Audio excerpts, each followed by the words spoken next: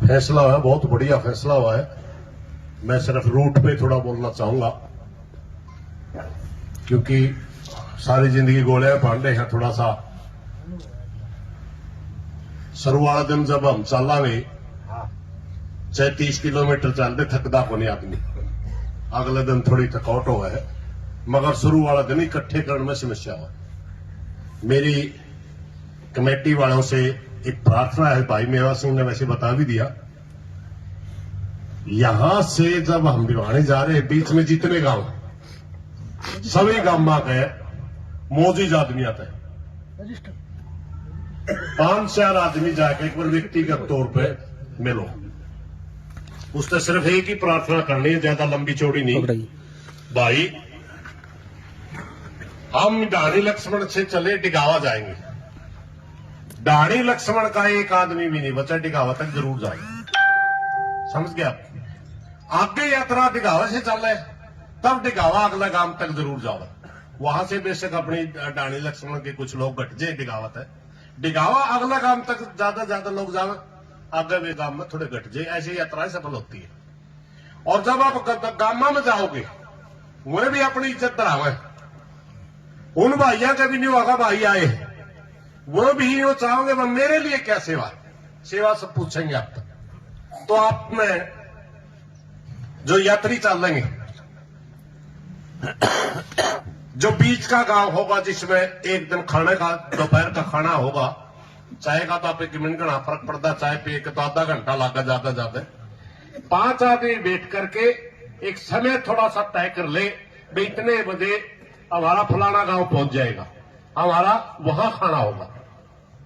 Night की जहां बात है, पूरी संख्या मान ले अब 2-2,500 आदमी है खड़े आसपास के, तो हाँ जरूरी नहीं रात में इतने आदमी रुकना, किसी यात्रा में रुके ही नहीं आज तक जितने दिन में चलना। मगर कुछ आदमी जैसे हमारे जैसे दूर के होंगे, लगातार चलेंगे हम।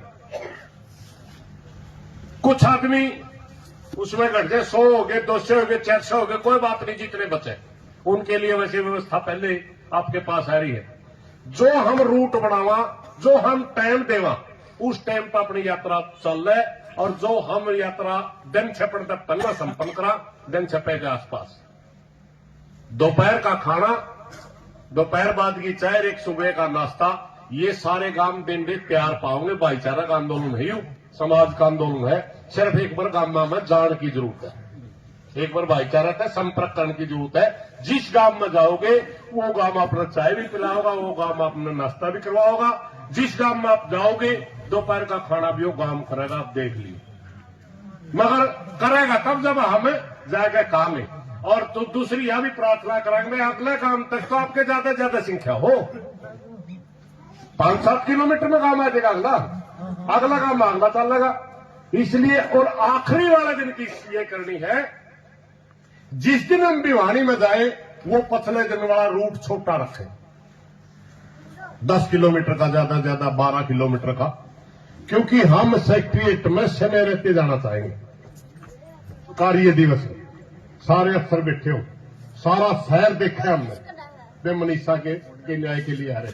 जेवड़े तक अंधेरा हो गया, हमारी यात्रा में 10,000 आदमी हो, कोई फर्क नहीं पड़ेगा। पहले दिन का रूट ले लो, पिछले दिन का रूट ले लो, पिछले दिन का रूट छोटा हो,